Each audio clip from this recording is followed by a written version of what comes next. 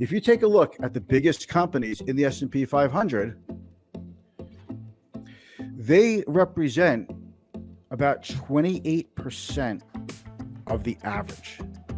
So when Microsoft, Facebook, Amazon, Alphabet, when they do well, it has a tendency to drive the rest of the stock market. So it's kind of like the expression, the tail wagging the dog. But in this case, it's a really big tail. The tail is proportionately very big compared to the size of the dog.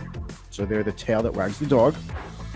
And if you take a look at other sectors, clearly the stock market does reflect a severe recession or depression based on how airlines and energy and a lot of individual stocks have performed. It's a good thing that we have winners and losers, because it shows you that it's not just all about the S&P 500 wagging the whole market, controlling the whole market. It's not just a risk-on environment or a risk-off environment, but investors have been able to discern between winners and losers. And that is what I mean by saying the stock market is doing exactly what it should be doing. It's capitalism. It's winners and losers, and every situation has consequences.